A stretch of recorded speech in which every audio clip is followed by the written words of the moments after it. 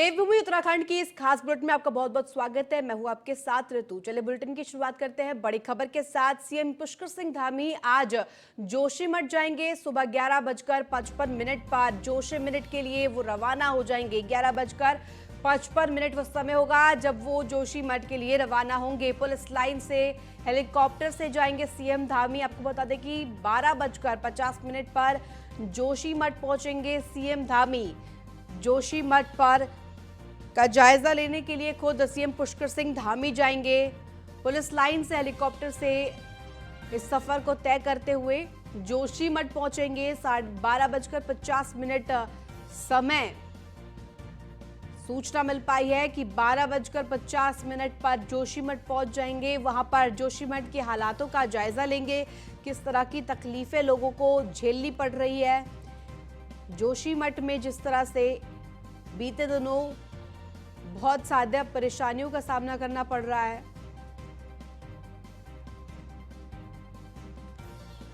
अधिक जानकारी के साथ हमारे विशेष संवाददाता सुदीप जैन जुड़ गए। सुदीप, जिस तरह से आज प्रस्तावित दौरा है सीएम पुष्कर सिंह धामी का, जोशीमठ जा रहे हैं और ऐसे में जोशीमठ जाकर के जायजा लेंगे हालात का, क्या कुछ अधिक जानकारी आपके पास? देखिए, मुख्यमंत्री पुष्कर सिंह धामी आज करीब 11 बजे जोशीमठ के लिए रवाना हो रहे हैं और करीब 4 बजे तक वो जोशीमठ में रहेंगे। जिन स्थानों पर भू धसाव हो रहा है वहां जायजा लेंगे। लोगों जो पीड़ित हैं, प्रभावित हैं, उनसे मुलाकात करेंगे। अधिकारियों के साथ समीक्षा बैठक करेंगे और इसके बाद वो वापस देहरादून आएंगे, क्योंकि जोशीमठ में बहुत बड़े पैमाने पर भू धसाव हो रहा है। लोगों में दहशत है और अब तक करीब 80 परिवारों को शिफ्ट किया जा चुका है। तो ये बड़ी चुनौती बन रही है और राज्य सरकार के लिए आगे इसलिए भी समस्या आने वाली है क्योंकि 4 धाम यात्रा का भी ये एक प्रमुख स्थान है और 3 महीने बाद से 4 धाम यात्रा शुरू होनी है। मुख्यमंत्री इसीलिए कल बेहद उन्होंने महत्वपूर्ण बैठक ली और निर्देश भी दिए हैं कि सबसे पहले तो लोगों को रिहेबिलिटेट कराने का प्लान हो, उनको वहां से हटाया जाए और इसके बाद इस बाबत पूरी एक व्यापक बड़ी योजना तैयार की जाए। बिल्कुल सुदीप, और ऐसे में क्योंकि जिस तरह की स्थिति फिलहाल जोशीमठ में बनी हुई है, लोग जो घरों में समस्याएं का जो हो रही हैं लोगों को, उससे निवारण के लिए भी सरकार मदद करने का हाथ बढ़ा रही है। मदद करने के लिए उन्होंने कह दिया कि सरकार लोगों की जो परेशानियां हैं उनका सामना करने के लिए उन्हें आर्थिक तौर पर भी मदद देगी। जी बिल्कुल, देखिए कल इसी बाबत कई महत्वपूर्ण निर्णय भी हुए हैं। जैसे कि कोई कोई ऐसा व्यक्ति है जिसके घर में दरार आई या घर में उसे नहीं रहना है, उसे डर लगता है या उसे किसी प्रकार की चिंता है, तो वो कहीं किराए पर घर ले सकता है। तो इस किराया प्रतिमाह 4,000 रुपए तक का किराया राज्य सरकार वहन करेगी, क्योंकि जोशीमठ पहाड़ का इलाका है, वहाँ इतने महंगे किराए नहीं है जितना कि प्लेन्स के इलाकों में किराया महंगा है। एक तो ये महत्वपूर्ण निर्णय हुआ है। दूसरा, इलाके के लिए अब एनडीआरएफ की भी टुकड़ी आ रही है जो कि कदरपुर उधमसिंह नगर वाहिनी से आएगी। तो ये भी 2 महत्वपूर्ण निर्णय कल हुए हैं जिससे कि लोगों को कम से कम परेशानी हो और उन्हें समय से किसी अन्य स्थान पर पुनर्स्थापित या यूं कहें रिहेबिलिटेट किया जा सके। ठीक है सुदीप, बहुत बहुत धन्यवाद तमाम जानकारी देने के लिए। वहीं जोशीमठ में पड़ रही दरारें किसी बड़े खतरे की ओर इशारा कर रही है। हिमालय पर अध्ययन करने वाले जियोलॉजिस्ट ने राज्य सरकार को सलाह दी है, तुरंत बिना देर किए जोशीमठ के तमाम लोगों को विस्थापित करना चाहिए। बता दें कि कई दिनों से जोशीमठ शहर में मकानों और होटलों में आ रही दरारों ने चिंता बहुत ज्यादा बढ़ा दी है। यहाँ हो रहे लगातार भू धसाव और चिंता इस तरह बढ़ गई है कि अब इसके ट्रीटमेंट को लेकर शासन द्वारा बड़े स्तर पर प्रयास भी किए जा रहे हैं।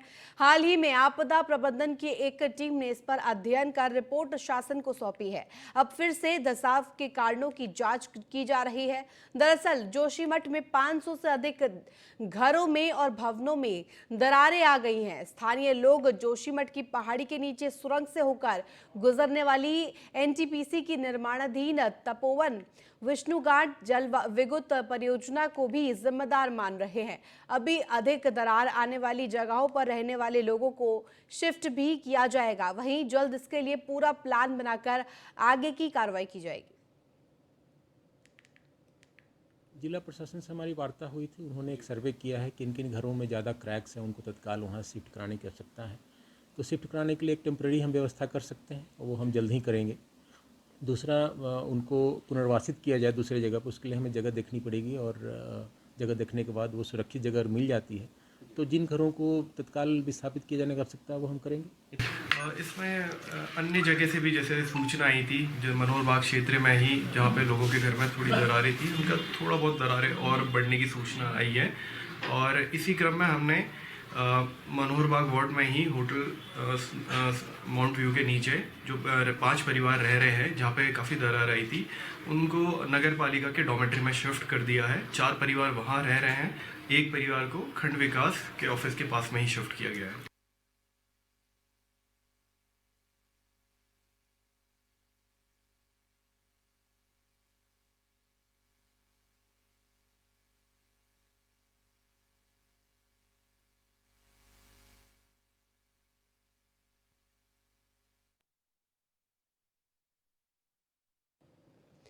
जिस तरह से अब प्लान बनाकर आगे की कार्रवाई करने के लिए देहरादून में इस वक्त कवायद की जा रही है। जियोलॉजिस्ट के जरिए राज्य सरकार ने इसकी सलाह देने की बात कही है।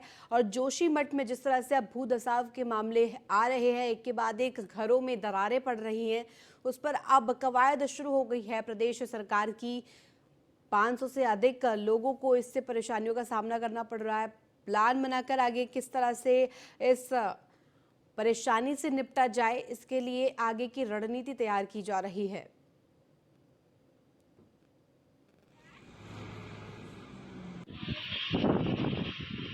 किस तरह से वहां पर जो लोग रह रहे हैं उनको रेस्क्यू करके किसी और जगह शिफ्ट किया जाए, ये भी अब सरकार का प्लान है। हमारी कुछ नहीं सुनी।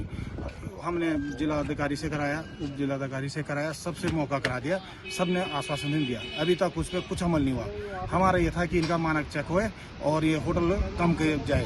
स्थितियाँ जो है प्रशासन आके देख के चल चुके हैं। प्रशासन ने कहा कि भाई जो अभी निर्माण है इसको हल्का करवाएंगे हम लोग, और हम इसी चक्कर में बैठे रहे। प्रशासन आज ही कम कराते, इसका हल्का कम कराता है।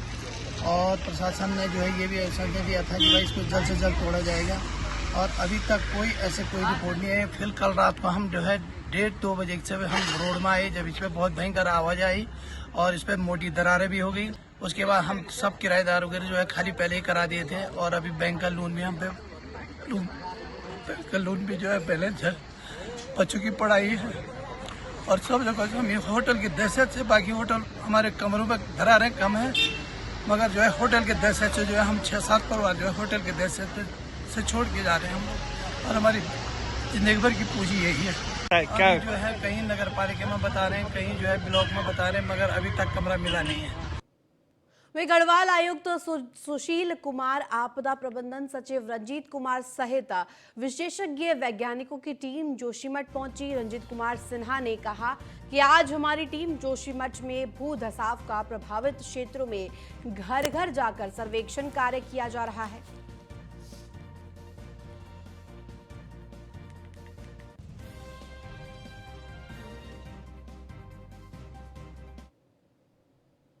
पहले था या दीवार बना के फिलिंग करके बनाया गया? ये देखिए बड़ी नहीं रही है, लेकिन बात नहीं रही है, कोड बाड़ी है तो सारे हमारी वाला पेड़ होने कोड बाड़े देखे ये लोगों को हटाना, लोगों को दूसरी जगह बसाना।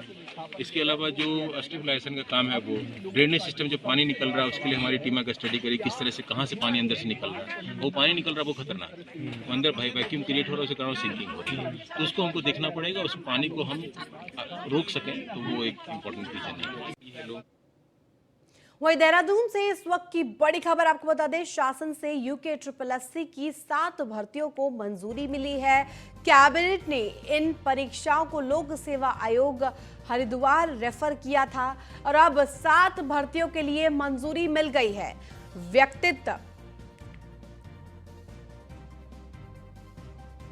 वैदिक सहायक भर्ती, पुलिस रैंकर्स भर्ती, कनिष्ठ सहायक भर्ती, वाहन चालक भर्ती, कर्मशाला अनुदेशक भर्ती, मत्स्य निरीक्षक भर्ती, मुख्य आरक्षी, पुलिस दूरसंचार भर्ती, इन सभी भर्तियों पर अब मंजूरी मिल गई है। तमाम पदों की भी हम आपको जानकारी दे रहे हैं, कितनी सीट्स है इसमें, परीक्षा की तिथि क्या है। 174 पद है और तिथि 12 जून 2022 को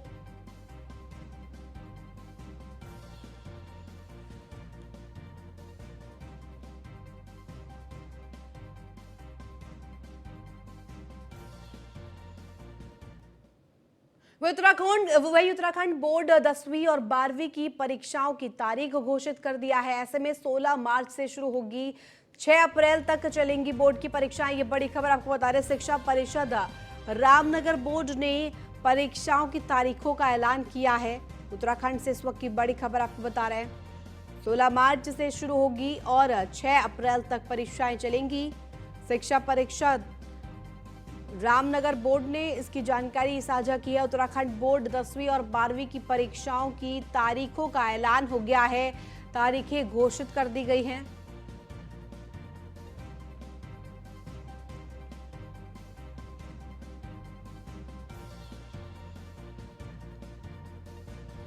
उत्तराखंड बोर्ड 10वीं और 12वीं की परीक्षाओं की तारीखों का ऐलान हो गया है, तारीख घोषित हो गई है। 16 मार्च से परीक्षाएं शुरू हो जाएंगी और 6 अप्रैल तक जारी रहेंगी। 6 अप्रैल तक आखिरी परीक्षा रहेगी। शिक्षा परिषद रामनगर बोर्ड ने परीक्षाओं की तारीखों का ऐलान किया है।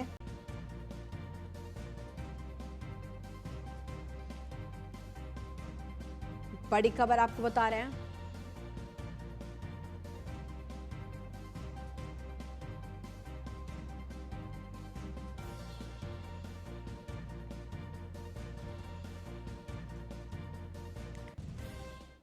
वहीं देहरादून में 1 जनवरी को निर्धन बच्चों के कार्यक्रम में सीएम धामी ने एक बच्चे के जूते में फीते बांधते दिखाई दिए। हरीश रावत ने फोटो ऑफ द मंथ लिखकर उनकी फोटो को सोशल मीडिया पर शेयर किया है। वहीं हरीश रावत ने सीएम धामी की फोटो को जमकर सराहा है।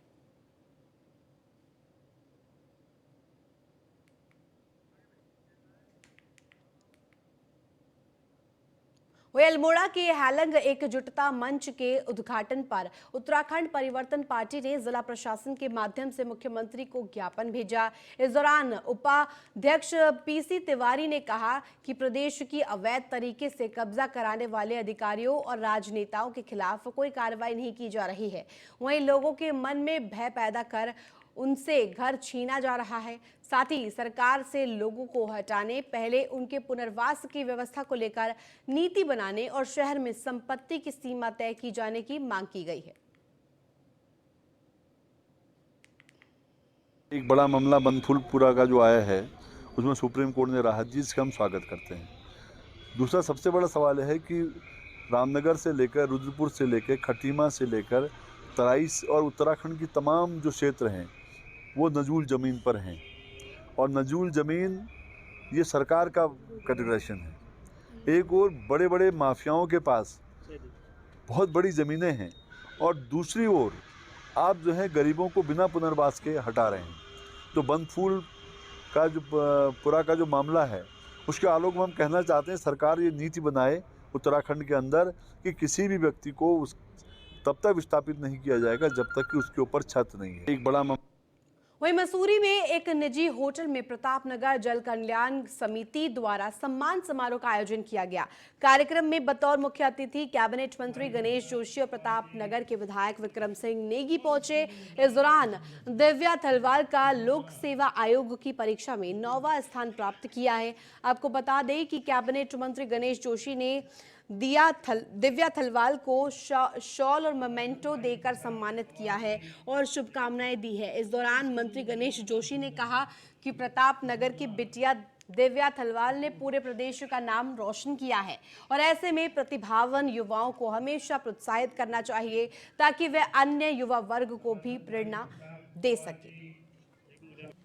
और इसके लिए वो लगातार संघर्ष करता है। इसी तरह उसको जी, सबसे पहले तो मैं धन्यवाद करना चाहूँगी प्रतापनगर जन कल्याण समिति का, जिन्होंने ये आयोजन किया और मुझे सम्मानित किया। इससे मेरा मनोबल और बढ़ गया है और आगे के लिए मुझे और प्रेरणा मिली है, और इसलिए मैं आगे और मेहनत करूँगी, और यहाँ सभी का आशीर्वाद में मुझ पर बना रहेगा, तो मैं ऐसे ही मेहनत करती रहूँगी और आगे और ऊंचाई तक पहुंचूंगी। मेरी सफलता का श्रेय मैं अपने माता पिता को देना चाहूँगी, और ये कहना चाहूँगी कि ये सफलता एक दिन की या एक साल की नहीं है। इसके लिए मैंने निरंतर प्रयास किया है, और इसी तरह मैं सबको भी यही संदेश देना चाहूँगी कि वे भी मेहनत करते रहें, लगन के साथ अपनी लक्ष्य की तरफ बढ़ते रहें, और उन्हें भी सफलता अवश्य मिलेगी। आज हमारी मसूरी की बच्ची दिव्या थलवाल, जिसने हमारे मसूरी का नाम, उत्तराखंड का नाम भारतवर्ष में रोशन किया है, उसके सम्मान में यह आयोजन यहाँ पर किया गया। उसके लिए मैं प्रतापनगर समिति के सभी लोगों का आभार व्यक्त करता हूँ। ये बच्ची हमारे बच्चों के लिए वहीं देहरादून में कांग्रेस प्रदेश अध्यक्ष करण माहरा ने प्रेस कॉन्फ्रेंस की, जिसमें उन्होंने राज्य में चल रही 2 महत्वपूर्ण घटनाएं पर सरकार को घेरा है। करण माहरा ने कहा कि जोशीमठ में 1976 से ये आशंका जताई जा रही है कि ये कमजोर भूमि है, बावजूद इसके एनटीपीसी द्वारा बड़े स्तर पर लगातार निर्माण कार्य किया गया। इस दौरान डायमंड्स भी लगाए गए हैं। बीजेपी प्रदेश अध्यक्ष महेंद्र भट्ट ने अपनी जिम्मेदारी का निर्वहन नहीं किया। वहीं जब स्थानीय लोगों ने मशाल जलाकर नारेबाजी करते हुए विरोध प्रदर्शन किया, उसके बाद सरकार की नींद टूटी। पूर्व मुख्यमंत्री हरीश रावत भी कल जोशीमठ जाएंगे। पूरा प्रयास करेगी हमारा पूरा नेतृत्व। मैं दिल्ली में भी कल था,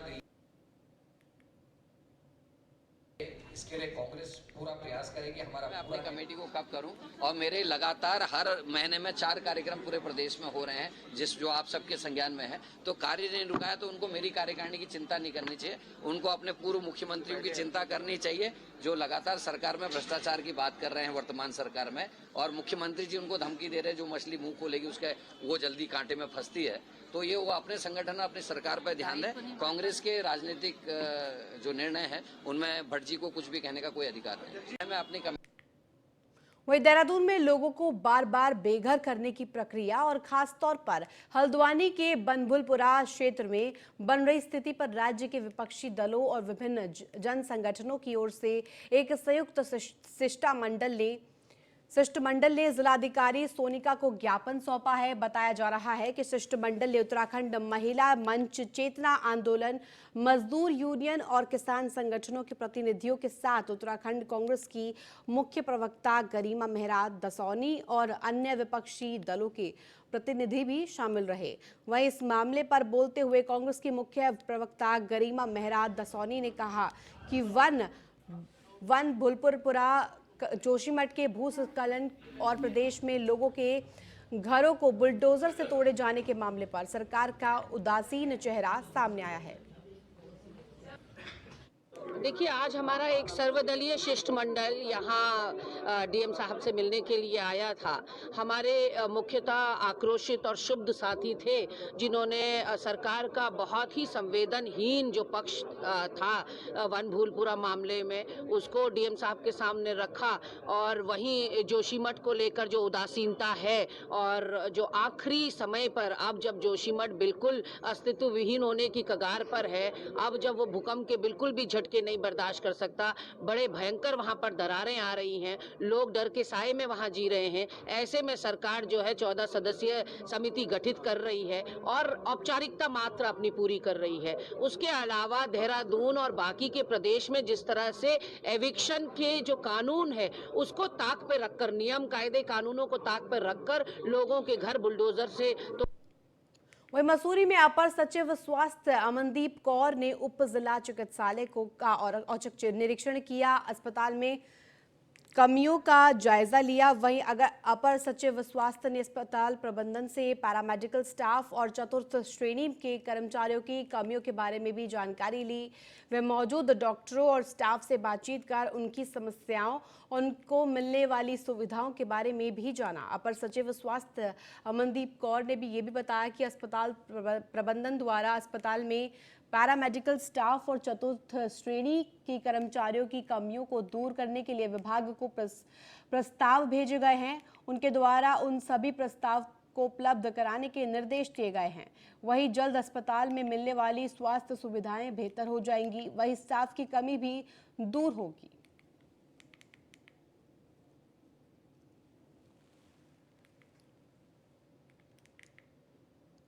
वहीं अल्मोड़ा जिले के ग्रामीण क्षेत्रों में लोगों को बेहतर सुरक्षा व्यवस्था दी जाएगी। इसी क्रम में शासन के निर्देश पर 231 गांव रेगुलर पुलिस व्यवस्था के अधीन होंगे, तो वहीं इन गांवों को पुलिस में शामिल करने की कवायद भी तेज हो गई है। इसी क्रम में वरिष्ठ पुलिस अधीक्षक ने जानकारी देते हुए कहा कि पहले चरण में जनपद 231 राजस्व ग्रामीण क्षेत्रों को शामिल किया गया है और इन गांवों का सीमांकन कर बीट पुलिस की व्यवस्था की जा रही है।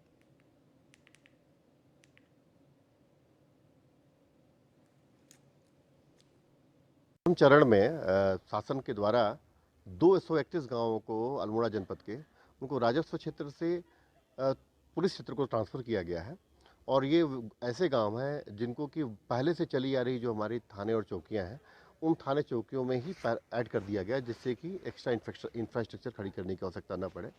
इसमें जो मैक्सिमम क्षेत्र हैं वो सल्ट और द्वाराहाट क्षेत्र के हैं, तो इसमें जो हमारे जो पुलिस कर्मी हैं, पुलिस के लोग हैं, वो अपना काम कर रहे हैं कि हम किस जगहों पे बीट का बांटना या अन्य काम करना उसके बारे में भी होमवर्क चल रहा है और इसमें जैसे ही बीट इत्यादि बांटने कार्य खत्म हो जाएगा तो जहां भी आवश्यकता पड़ेगी पुलिस कर्मियों की कमी होगी उस हिसाब से पुलिस कर्मियों का ट्रांसफर भी किया जाएगा। वहीं देहरादून में उत्तराखंड पुलिस को बड़ी उपलब्धि मिली है। चंपावत पुलिस थाना देश के श्रेष्ठ 3 पुलिस थानों में शामिल किए गए हैं। बताया जा रहा है कि नेपाल सीमा से लगे चंपावत जिले का बनबसा थाना टॉप 3 में शामिल किया गया है। वहीं 20 जनवरी को डीजीपी कॉन्फ्रेंस ने केंद्रीय गृह मंत्री SHO लक्ष्मी सिंह जगवान को पुरस्कृत करेंगे। बता दें कि सीएम ने ट्वीट करके इसकी जानकारी दी है।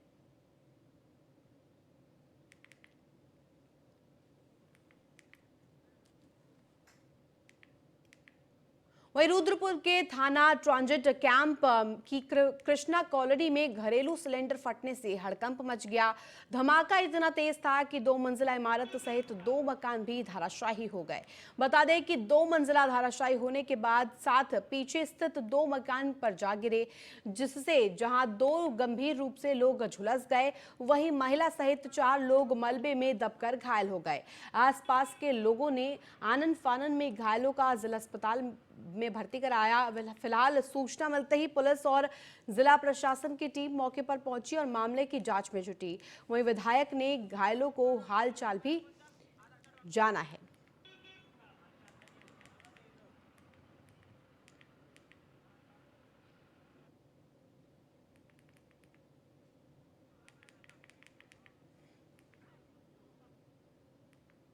प्रेम शंकर जी हैं, पता लगा है कि उनके घर में गैस लीक हुई है और उससे ब्लास्ट हुआ है जिससे पूरी छत उड़ गई है और उस छत के गिरने से दोनों तरफ जो 3 और घर हैं जो टीनों के थे उनके ऊपर मलबा गिरा है, जिसकी वजह से उसको बहुत बड़ा नुकसान हुआ है और ये बड़ी दुर्भाग्यपूर्ण घटना है और इस घटना में 9 लोग घायल हुए हैं। मैंने जिला अस्पताल जाके खुद निरीक्षण किया है। अभी जब चीफ फायर अफसर महोदय ने मेरे को सूचना दी है तो उसके आधार पर मैं यहाँ पर आया, तो ट्रांजिट कैंप में यहाँ पे जब भवन देखा तो अभी SO महोदय द्वारा सीज कर दिया गया है, अभी सील किया गया है और जानकारी मिली है कि 9 लोगों को चोट पहुंची है जो हॉस्पिटल में जिला चिकित्सालय में इलाज करा।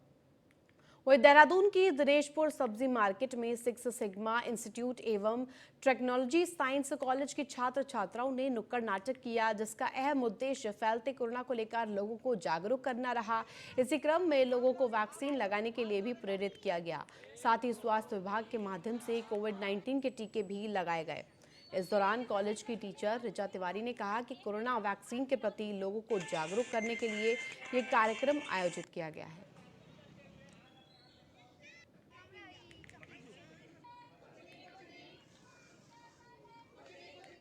इधर बच्चों ने यहाँ पे एक बहुत अच्छा सा नुक्कड़ नाटक परफॉर्म किया है, जिसके थ्रू हम बच्चों को ये बताना चाह रहे हैं, लोगों को जागरूक कर रहे हैं कि कोरोना की वैक्सीन लगाना बहुत ज़्यादा ज़रूरी हो गया है, क्योंकि अभी फिर से कोरोना के केसेस जैसे राइज होने लग गए, तो लोगों को इस बारे में अवेयर करना बहुत ज़्यादा ज़रूरी है ताकि लोग मिले नहीं, अब फिर से लॉकडाउन की कंडीशन ना आए। नुक्कड़ नाटक के जरिए हमने यही बताया है कि हाथ हैंड वॉश कैसे करना है, लोगों को कोरोना से जागरूक करना है कि कोरोना वापस आ गया है, दूरी बना के रखें, मास्क लगा के रखें ताकि अपनी सेहत और अपने साथ साथ दूसरों की सेहत का भी ख्याल रखें। और पुलिस वालों की और डॉक्टरों की बात माने, मास्क लगाए, हैंड वॉश करें अच्छे से और दूरी बना के चलें। हम सभी लोग six sigma college of pharmacy के स्टूडेंट हैं और आज हम सभी लोग यहाँ दिनेशपुर में एकत्रित हुए हैं।